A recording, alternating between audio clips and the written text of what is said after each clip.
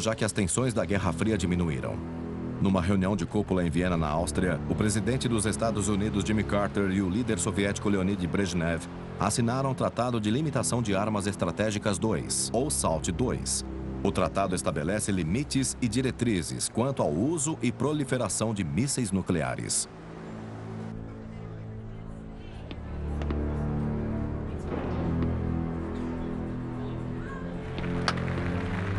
Nós poderíamos enfrentar omissão, contramedidas e todos os tipos de trapaças, porque sem o SALT, todas as ações, todas elas, seriam permitidas. Mas enquanto maior parte do mundo relaxa, já que a tensão da Guerra Fria diminuiu, desordem e atenção surgem na Ásia Central. É só uma evacuação comum. É apenas uma medida preventiva. É? Uhum. A tensão no Afeganistão veio se acumulando há mais de um ano desde que o governo marxista assumiu o poder. Refugiados começam a atravessar a fronteira em grandes números. Do Afeganistão, 200 mil pessoas foram se exilar no Paquistão.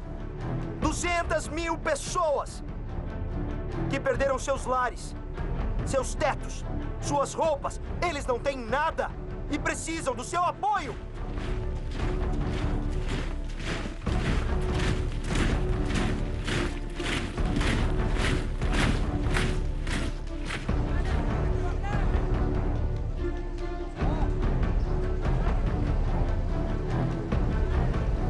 Em dezembro, o governo afegão começa a agir. O contingente limitado das Forças Armadas Soviéticas veio ao Afeganistão a pedido do Conselho Revolucionário e do governo da República Democrática do Afeganistão, em conformidade com a Carta das Nações Unidas. Janeiro de 1980. Babrak Karmal é escoltado pelo exército soviético até o Afeganistão e toma posse como presidente. O Ocidente enxerga isso como uma invasão da União Soviética. Os americanos perceberam que os afegãos foram coagidos ou alguém havia recebido dinheiro. Foi, sem dúvida nenhuma, o equivalente a uma invasão ao Afeganistão. Uma interferência tão sórdida nos assuntos internos do Afeganistão é uma violação escandalosa das regras de comportamento internacionais aceitáveis. A ocupação soviética no Afeganistão transformou muito perigosamente a natureza dos acordos políticos e estratégicos existentes na região. Então, portanto, deve haver um esforço contínuo para garantir a segurança da região sob ameaça. Apesar dos protestos dos Estados Unidos, eles também interferiam nos negócios afegãos. Os Estados Unidos vêm secretamente fornecendo dinheiro e armas aos rebeldes anti-governo há mais de um ano. Agora, o presidente Karmal precisa de assistência soviética para continuar no poder. Eu devo acrescentar que somos gratos pela União Soviética, nosso grande vizinho ao norte, por toda a ajuda e auxílios prestados. A União Soviética sentiu-se mais poderosa nos anos 70 por causa da nossa derrota no Vietnã e pela conversão de muitos países ao comunismo. E eles sentiam que estavam marchando, que estavam em ação. Essa é a terceira ocasião desde a Segunda Guerra em que a União Soviética moveu suas tropas para garantir controle sobre um dos seus vizinhos. Pela primeira vez, Jimmy Carter admitiu que finalmente percebeu do que a União Soviética era capaz. Os americanos não tinham certeza sobre o que fazer em relação ao Afeganistão. Havia o receio de que o país era tão difícil de controlar, de governar, e isso até mesmo por afegãos. E ninguém nunca havia vencido a guerra lá. Os rebeldes anti-governo se autodenominam Mujahideen. Meu pai trabalhava com os Mujahideen e ele não estava feliz com a ocupação russa no Afeganistão. Meus tios Dos dois lados, do lado da minha mãe e do lado do meu pai, lutavam contra os russos. E eles eram das forças de Mujahideen. Você acha que os Mujahideen sozinhos podem tirar o exército russo do Afeganistão e derrubar o governo? É um trabalho muito difícil, não é fácil. Eu encontrei algumas pessoas que são muito pobres e que não têm armas suficientes para combater as modernas armas russas, mas o povo de outros países pode ajudar os Mujahideen fornecendo gente, armas, dinheiro, comida, roupas, remédios, qualquer coisa. Os Mujahideen estão alarmados com a ocupação soviética em outras nações muçulmanas. Nós vimos o que aconteceu na Ásia Central, nas repúblicas asiáticas e agora no Tajiquistão, no Uzbequistão e em todas as outras repúblicas. Eles vão precisar de milhões de dólares em armas para combater o exército soviético. Os Estados Unidos se pronunciam para o combate contra o governo comunista afegão. Eles pensaram, bom, nós não vamos até lá mandar os nossos para um banho de sangue.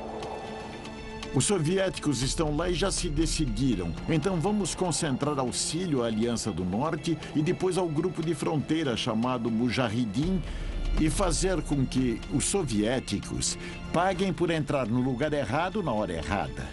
Assim que a ajuda chegar, estaremos em melhor forma para continuar nossa luta contra esses soviéticos stalinistas ateus. Com os suprimentos necessários. Nós temos algumas metralhadoras e rifles, mas não é o bastante. Muitos dos Mujahideen são fundamentalistas muçulmanos. Eles procuram suporte das nações árabes ricas. Eu solicitei aos sauditas um valor de 2 bilhões de dólares em fundos para financiar a Guerra Santa no Afeganistão. Dinheiro e armas surgem dos dois lados. A guerra se intensifica.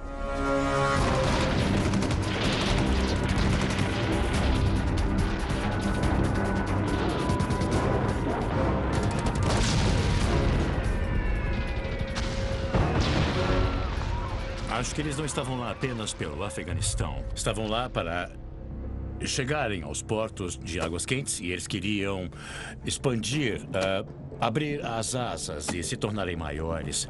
Não estavam lá apenas para ocupar o Afeganistão e parar. A resistência afegã à invasão soviética tem sido tão dura que agora o país está fechado para repórteres ocidentais. A única forma de entrar é se disfarçando de combatente da liberdade afegão. Os caças MiG soviéticos passam bombardeando uma cidade em um vale distante.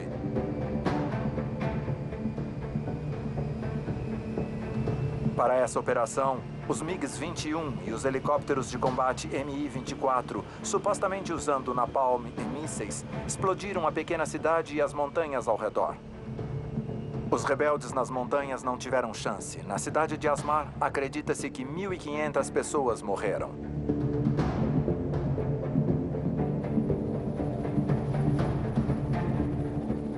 Essa é a arma mais temida pelos rebeldes. O helicóptero de combate soviético. Novamente, a única precaução é não se mexer. Eu me lembro claramente que, por volta das 4 horas da manhã, nós ouvimos um estrondo muito forte dos tanques russos. Porque nossa casa não ficava longe da entrada principal a oeste de Cabul. Era a entrada de suprimentos dos soldados russos. Cada vez mais camponeses afegãos deixam sua terra natal. Como em todas as guerras de hoje, a escala de sofrimento é mais visível nos campos de refugiados. Aqui, na província da fronteira noroeste com o Paquistão, 600 mil refugiados afegãos que vieram pelas montanhas Khyber formam a maior concentração de refugiados no mundo. A maioria dos homens desse acampamento já lutou contra os russos. Eles não estão intimidados pela esmagadora presença soviética.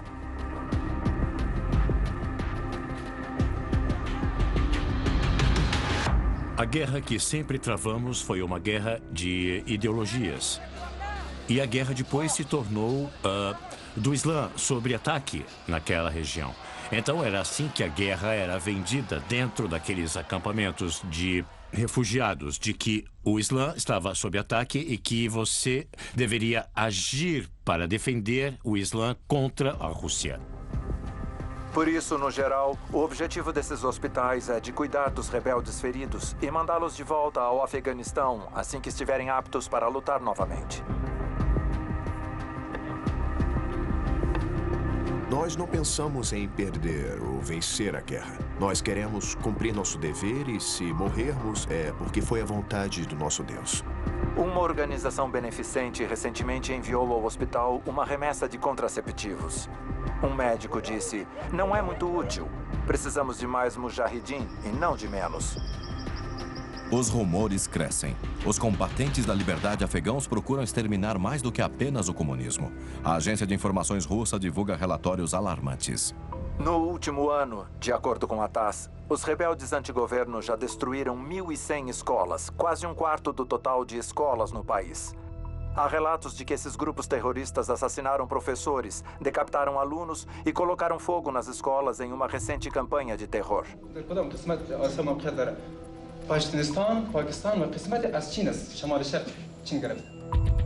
A guerra do Afeganistão se tornou muito mais do que apenas uma batalha de ideologias da Guerra Fria. É uma guerra religiosa. Relatos independentes de Cabul e outras regiões do Afeganistão dizem que há indícios de que os russos estão se preparando para ficar por muito tempo. Meu pai sempre ajudava os mujahidin. E sempre temíamos que um dia, forças do governo ou a inteligência pudessem nos encontrar e pegar meu pai. E nunca mais nos veríamos de novo.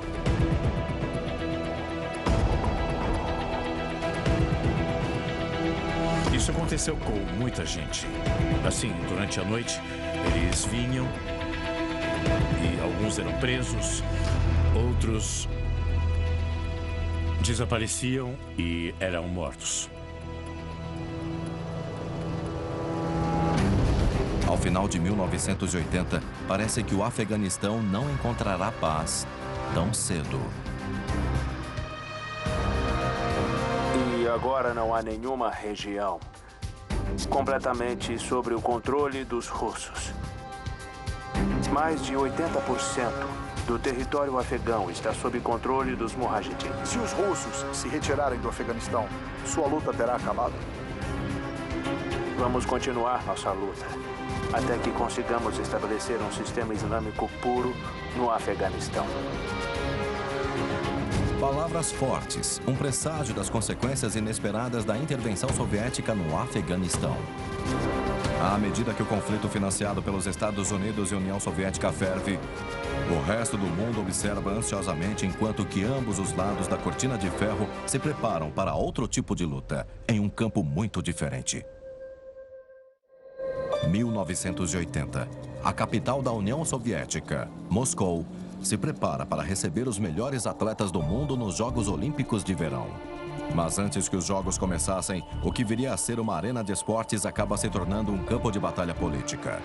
De acordo com meu governo, seria uma violação do princípio fundamental olímpico de sediar ou comparecer aos Jogos Olímpicos em uma nação que atualmente está travando uma guerra agressiva e que se recusou a cumprir com as demandas da comunidade mundial de cessar essa agressão e retirar suas forças. Os Estados Unidos passam a levantar um boicote internacional dos Jogos. Uma forte oposição aos Estados Unidos irrompe. As soluções para os problemas políticos do mundo não são de responsabilidades dos órgãos esportivos como o Comitê Olímpico.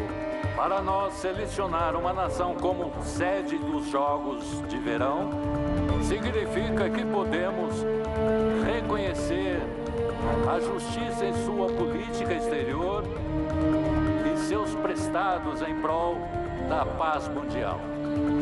No Palácio do Congresso de Moscou, o líder soviético Leonid Brezhnev acusou os Estados Unidos de ter um ataque de histeria em relação ao Afeganistão. Não podemos ignorar o aumento da violência e intolerância no mundo. Eu imploro a todos com opiniões e ideais diferentes que não usem os Jogos Olímpicos para dividir o mundo, mas para uni-lo. O alvoroço cresce por toda a comunidade esportiva mundial. Para que o boicote funcione, os Estados Unidos precisam de muito mais suporte. Eles decidem pedir ajuda ao maior atleta da história. O que eu acredito é que a Rússia está invadindo um país muçulmano que pode levar à guerra nuclear. Mohamed Ali é convencido a visitar um grupo de nações africanas para obter suporte ao boicote dos Estados Unidos. Se o povo africano colaborar não indo às Olimpíadas, isso vai ajudar a mostrar aos russos e ao mundo o que estão fazendo. O Quênia está fora das Olimpíadas. O Quênia não vai. E consideramos isso uma vitória, porque o Quênia é o número 1 em atletismo.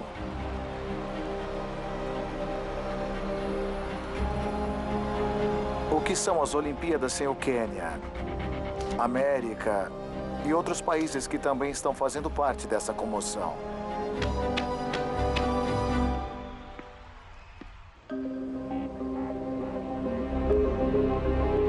Em novembro de 1979, o Reino Unido solicita uma reunião em Genebra.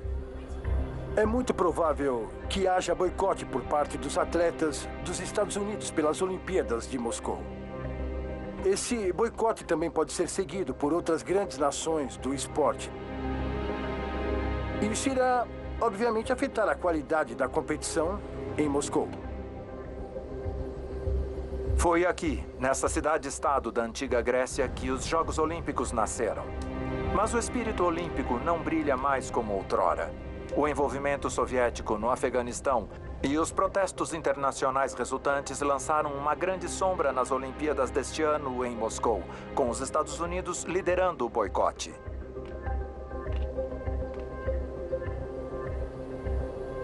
Dois meses antes dos Jogos começarem, o boicote é confirmado. As Olimpíadas modernas foram revividas pelo barão Pierre de Coubertin no final do século passado. Eles se basearam nos ideais dos gregos antigos, que por mais de 1000 anos se recusaram a deixar que políticas ou guerras interferissem nos jogos. Muitas nações muçulmanas e africanas se juntaram ao boicote com China, Espanha e Alemanha Ocidental. Um total de 50 países concordou em manter seus atletas longe de Moscou.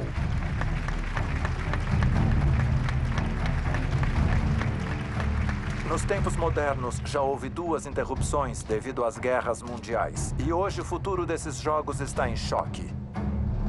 O boicote das Olimpíadas de Moscou pelos americanos afetou muito os jogos de uma forma esportiva, é claro. Porque os maiores competidores seriam os americanos e os soviéticos. Nesse meio tempo, enquanto o mundo ocidental discute o que fazer e os atletas ponderam se devem ou não participar dos Jogos Olímpicos, as vítimas de guerra parecem quase esquecidas. Esses lutadores afegãos são esperados, diferente de muitos outros atletas, nos Jogos Olímpicos de Moscou.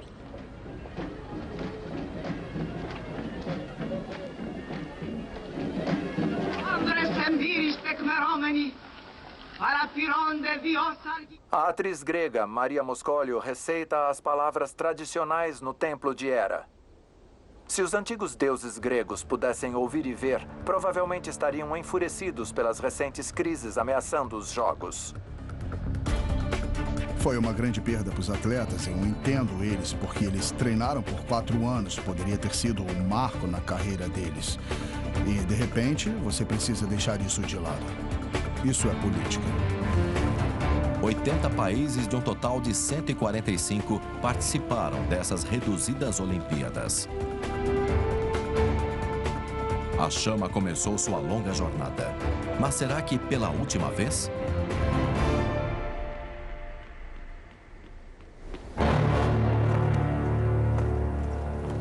A Guerra Fria começou quase em seguida ao término da Segunda Guerra Mundial. Seus campos de guerra iam do sudoeste da Ásia até a Europa Central.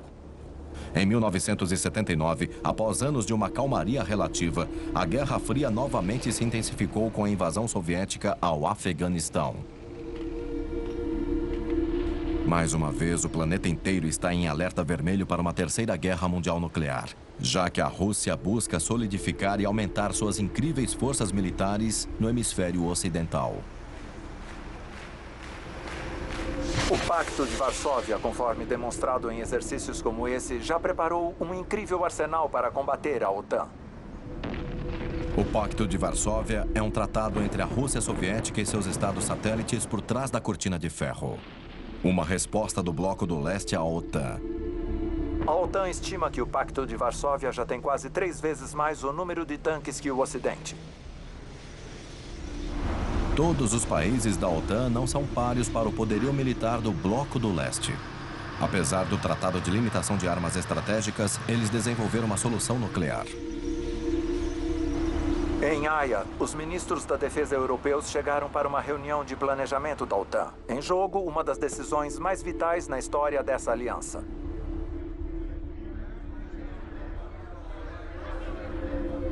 Até hoje, a grandeza das forças convencionais da OTAN e a eficiência do guarda-chuva nuclear americano tem sido a chave da estratégia de defesa da organização. Agora, os americanos querem que seus aliados europeus dividam esse fardo nuclear e coloquem pela primeira vez em solo europeu mísseis nucleares de alcance médio capazes de atingir a União Soviética.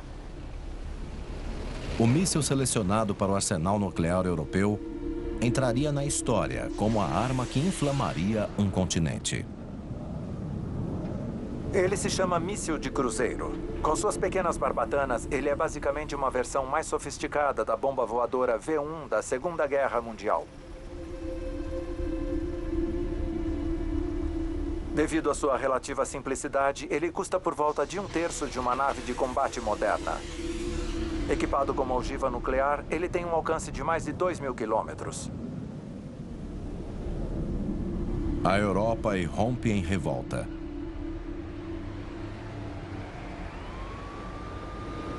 Não havia protestos tão grandes assim há anos, mas o colapso da détente aumentou a tensão pelo mundo. Essas pessoas estão protestando contra os mísseis americanos planejados para o Reino Unido. Eles temem que a Grã-Bretanha se torne um grande alvo soviético. Uma única explosão de megatons destruiria prédios num raio de 3 quilômetros e queimaria pessoas num raio de 16. Analistas acreditam que os soviéticos poderiam lançar até 200 megatons na Grã-Bretanha.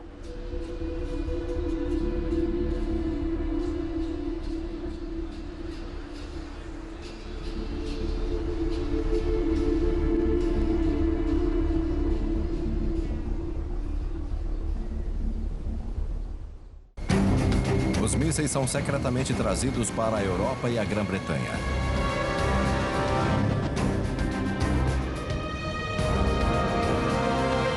Os mísseis britânicos são colocados em uma imensa base aérea na zona rural do sul da Inglaterra, a de Greenham Common.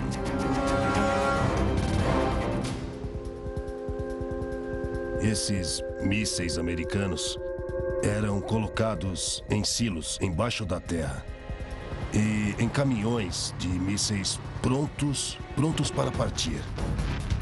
Os silos eram revestidos com metros e metros de concreto, buracos no solo com entradas e saídas, onde ficavam os caminhões, cercados por arame farpado contra a cortina de ferro, além de diversos policiais militares americanos, todos armados, que eram instruídos a atirar para matar qualquer pessoa que cruzasse a linha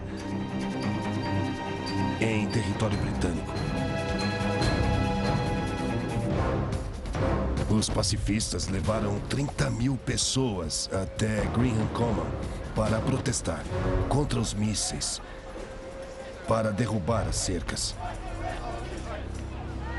O governo ficou muito preocupado.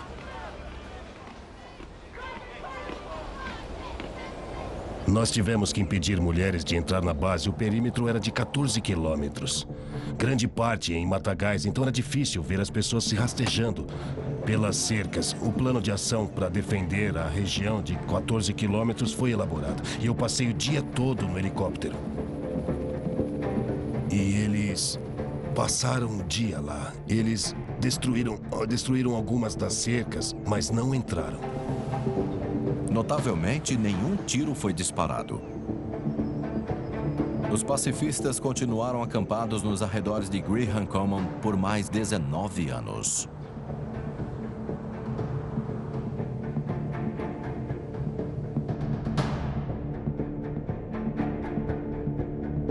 A Guerra Fria está a todo vapor novamente. Muitos acreditavam que a guerra nuclear era quase inevitável. Uma grande dúvida permanece no ar. Seria possível sobreviver a essa guerra? Estações radar de alerta antecipado como essa vêm sendo essenciais para a política de defesa da Grã-Bretanha. Esses homens podem avisar sobre ataques, bombas e radiação.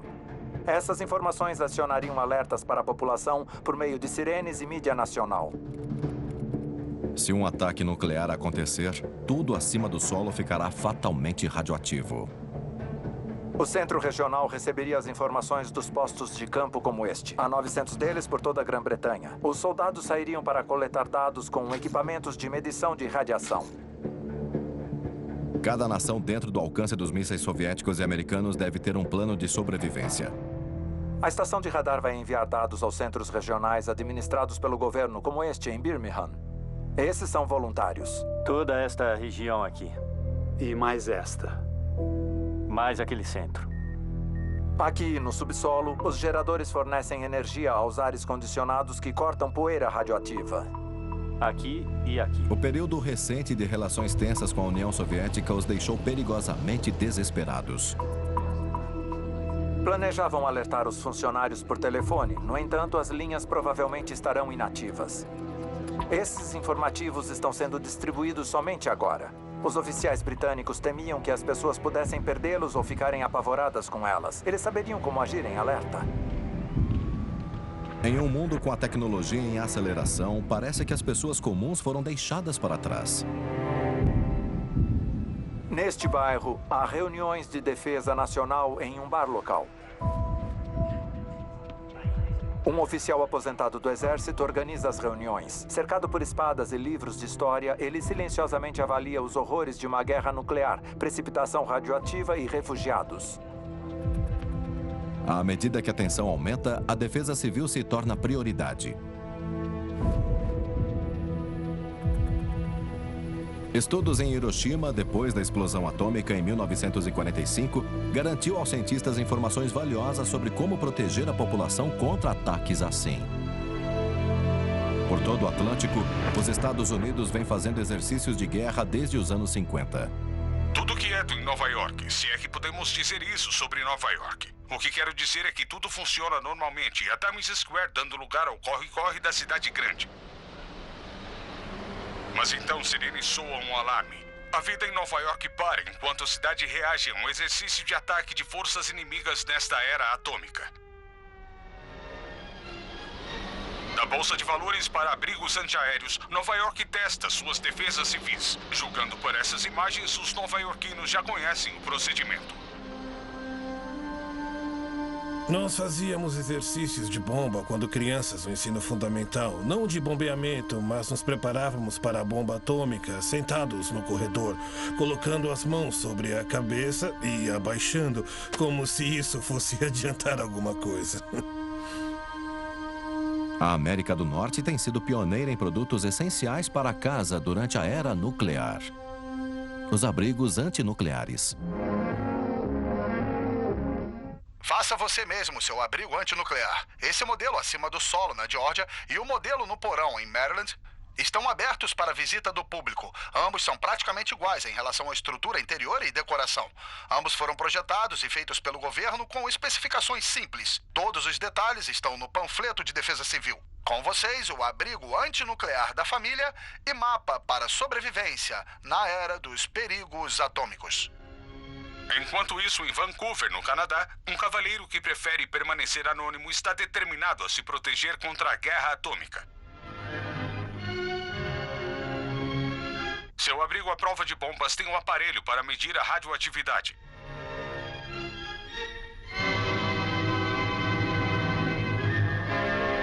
A porta é fortemente isolada com chumbo para evitar a entrada de radiação. Sim, ele está preparado para sobreviver. Ele tem reservas no abrigo, incluindo tanques de oxigênio.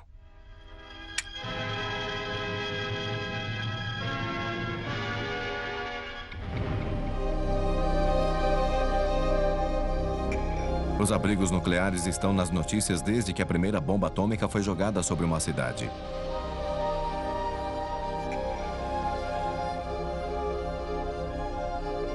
Nessa segunda fase da Guerra Fria, muitas nações agora se consideram essenciais.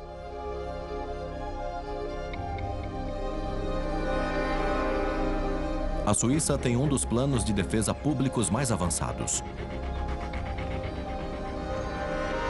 Aqui, cada prédio com menos de 15 anos tem seu próprio abrigo antinuclear. O governo paga por uma metade e o dono paga a outra. São completamente equipados. Eles usam filtros de ar. Eles sabem a necessidade de portas de proteção fortes e a necessidade de um abrigo higienizado. Para desenvolvimento de habitação, o programa inclui abrigos comunitários como este, que são mantidos de forma impecável em caso de emergência.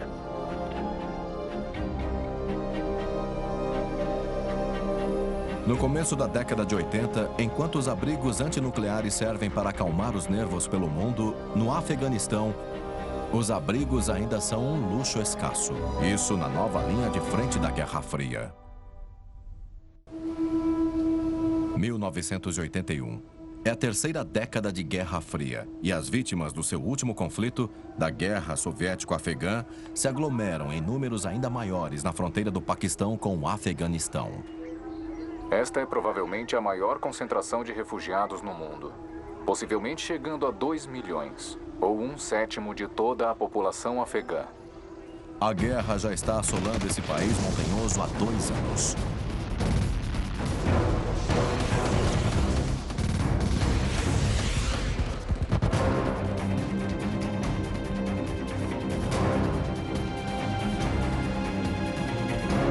Apesar do apoio do governo dos Estados Unidos, a rebelião antigoverno não está tendo progresso. Agora eles estão na linha de frente de uma nova Guerra Fria. O deterioramento da relação entre leste e oeste, cuja intervenção soviética não teve um papel pequeno. Vem acontecendo um fluxo contínuo de afegãos através das montanhas, indo em direção aos acampamentos e o Baluquistão.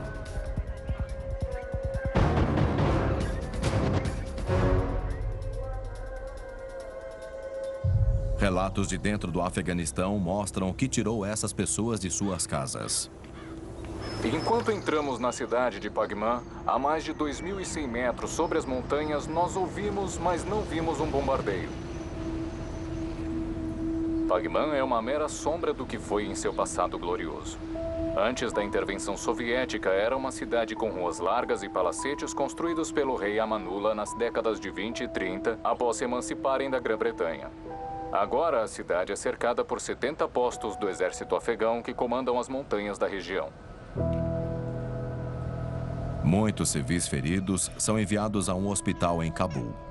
Em um hospital na capital, as vítimas de guerra são jovens demais para entender. Essas crianças foram feridas por um ataque rebelde de foguete.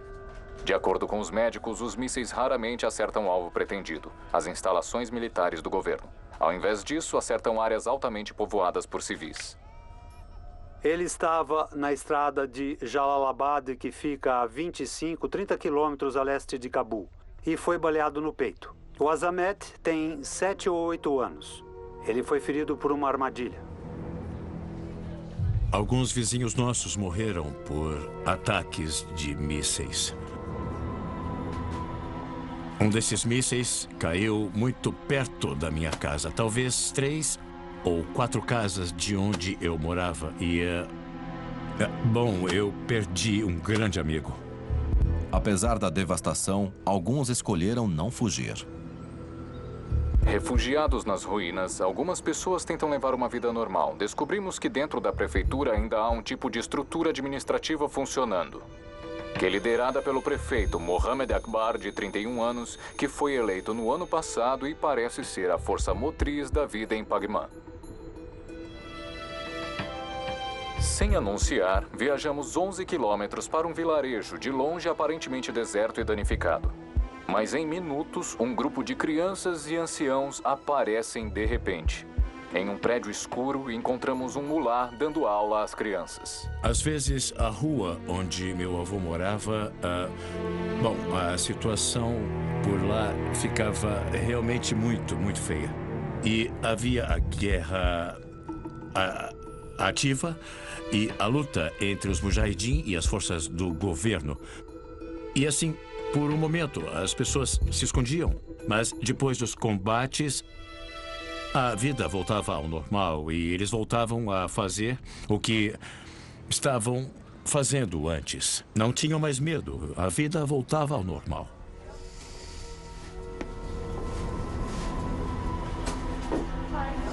Uma nova ameaça surge: a desnutrição. Há por volta de 2 milhões de pessoas em Cabul. Entregas aéreas diárias de alimentos não suprem as necessidades. Tudo era muito difícil. Era muito frio. Os dias de inverno eram muito frios. Eu me lembro de implorar por pão. Os mercados não tinham nada. Não havia muito alimento disponível. Houve casos em que cães de rua estavam tão famintos que atacavam crianças. No conflito entre leste e oeste, há um grande número de afegãos que ninguém está falando. Os governos ocidentais conversam sobre a necessidade de liberar o Afeganistão. Mas para as mulheres do país, pode ser o oposto. Durante a ocupação russa, as mulheres da cidade relativamente desfrutavam de liberdade. Elas estudavam, elas se vestiam do jeito que elas quisessem, elas relativamente desfrutavam de direitos que eram direitos básicos. O comunismo se tornou um elo com a emancipação feminina. Sob o comando do presidente Najibullah, as mulheres desfrutam a liberdade do estilo ocidental e um certo nível de independência. Na capital, por exemplo, elas podem cursar o ensino superior ou procurar empregos em cargos públicos ou privados. Minhas irmãs, não tinham problemas em sair nas ruas com roupas ocidentais também.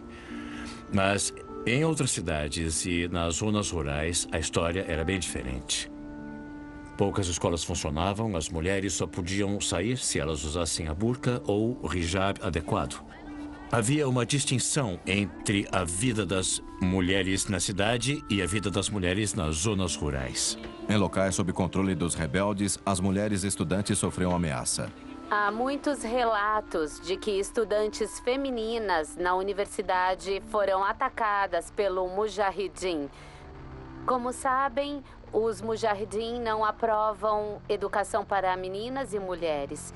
E por isso, eles não gostam que meninas frequentem colégios ou universidades. E por isso, eles atacam a universidade.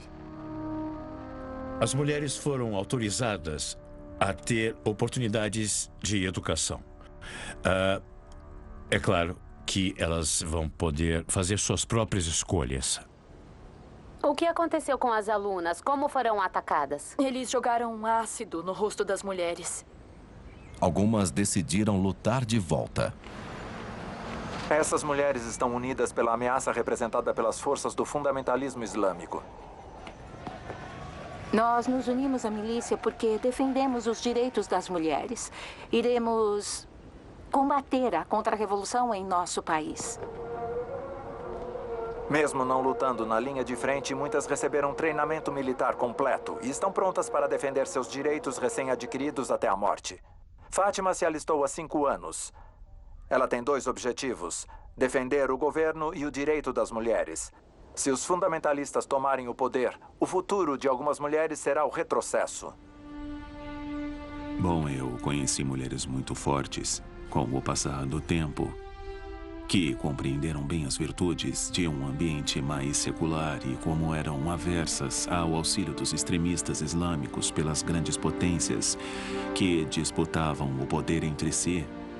Elas eram um grupo incrivelmente fantástico. Metade da população dentro do país que eram as vítimas reais daquela sucessão de intervenções infelizes.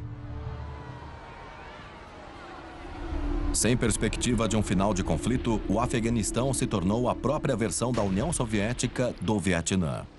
Muitos começam a se perguntar se é uma guerra que podem vencer. A situação passa de mal a pior.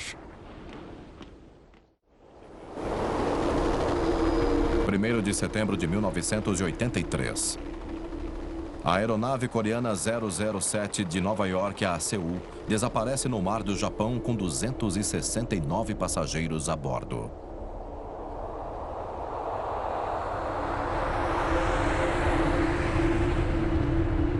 Às 13h30 da manhã, horário de Seul, a aeronave comercial coreana desaparece. Ela foi derrubada. Destroços começam a aparecer ao longo da costa japonesa. Depois de uma semana, a União Soviética assume a responsabilidade. A seguir, uma breve passagem da fita, que vamos reproduzir integralmente para o Conselho de Segurança das Nações Unidas amanhã.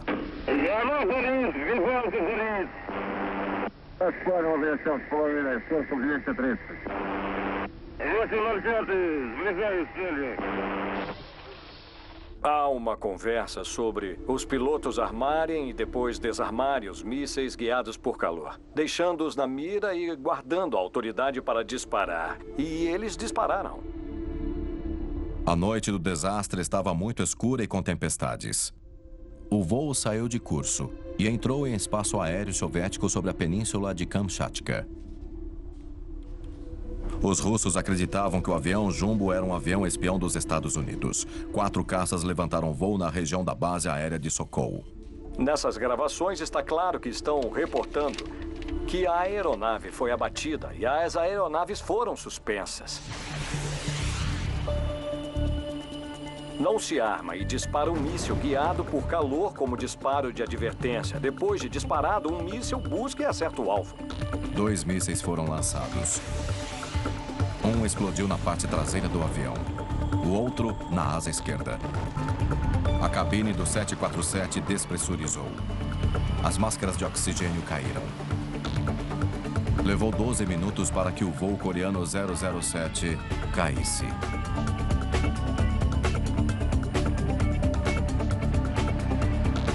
Apesar da fúria na Coreia, os russos alegam que foi um ataque justificável.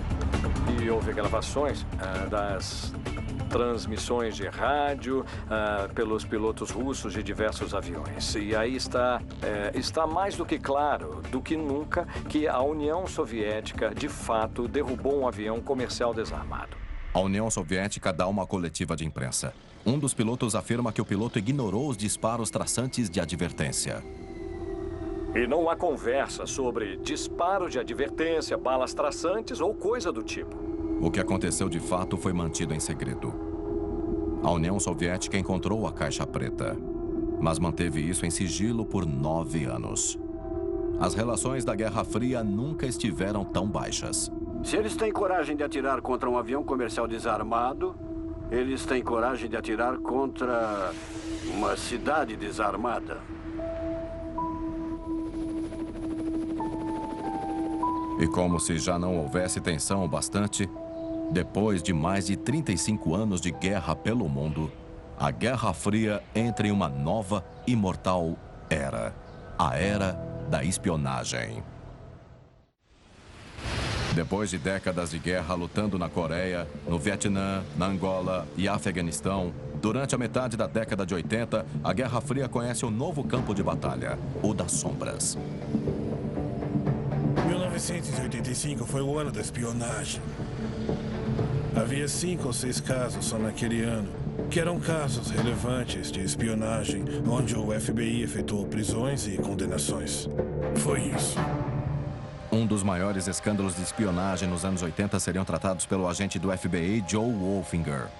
Eu comecei como agente do FBI em 1969 e a Guerra Fria estava a todo vapor. Eu trabalhei em casos de crime por alguns anos, mas depois comecei a trabalhar com contra-inteligência, contra-espionagem, na verdade. John Walker trabalha no Departamento de Códigos da Marinha Americana. O término do seu casamento está prestes a colocá-lo em sérios problemas. Um dia, a sua ex-esposa, que havia se separado, ficou bêbada e ligou para o FBI para denunciar que o ex-marido, ele havia sido espião há 20 anos. Ela disse que acreditava que ele havia ganhado mais de $1 milhão com espionagem em 20 anos. O FBI foi investigar. Fizemos com que a Agência de Segurança Nacional mandasse um homem lá. E ele saiu da salinha, todo pálido. E ele disse, se esse cara for espião, a perda vai ser inacreditável. Walker era responsável pelos códigos e pela comunicação dos navios da Marinha. O código, é claro, serve para evitar que uma mensagem seja compreendida pelo inimigo. À medida que os agentes pesquisam mais, eles descobrem que Walker pode ter revelado os planos e a posição das tropas durante a Guerra do Vietnã. Eu não tinha dúvidas que era um caso verdadeiro e que ele fez isso por 20 anos. De que havia viúvas em Virginia Beach, Norfolk, cujos maridos foram mortos porque John Walker comprometeu as comunicações navais. O desafio era provar que Walker era espião. Wolfinger e sua equipe observam Walker dia e noite. Nós o seguimos em 19 de maio de 1985 da casa dele. Mas quando ele chegou a Richmond, ele foi para o norte e sabíamos que alguma coisa ia acontecer lá. Os agentes do FBI acreditam que Walker está indo fazer uma entrega. A entrega era quando um espião com John Walker faria uma troca e então iria para um local específico e deixaria um pacote que continha informações confidenciais. Ia para outro local e pegava outro pacote que continha dinheiro. Durante o mesmo dia, Walker coloca uma bolsa embaixo de uma árvore. Umas 9 da manhã, Bruce Bray, um agente do FBI designado por Washington, ele saiu correndo da mata com uma bolsa nos braços e gritou pelo rádio: peguei, está comigo, tem coisas secretas aqui dentro. Os agentes agora têm provas. Eles rastreiam Walker em um motel. Sabíamos que o Walker estava armado, mas quando ele foi confrontado na noite que foi preso, com uma arma em mãos, e por um momento ficaram cara a cara. E então Walker largou a arma e foi preso. Os interrogatórios revelam que Walker era espião da União Soviética desde 1968, mas que não era comunista. Eu tenho certeza que suas razões eram financeiras. Era por dinheiro. Apesar da grande vitória, os Estados Unidos acreditam que John Walker é apenas a ponta do iceberg. Não dá para saber a resposta de quantos John Walkers haviam por aí. Não dá para saber. Eu acho que nós tivemos êxito, mas não dá para saber se pegaram todos eles. Nós também tínhamos espiões. Eu com certeza esperava que sim. A década da maior atividade de espionagem na Guerra Fria termina mal para John Walker. O governo queria que o Walker falasse. Ele pegou perpétua e nunca saiu. Não havia outra opção, a não ser com execução. Mas a opção de execução não estava disponível. Dizem que a hora mais escura vem pouco antes do amanhecer. Há sinais de que o grande e imortal jogo da Guerra Fria possa ter uma data final. Mas, por mais um tempo, o mundo precisa ficar em alerta.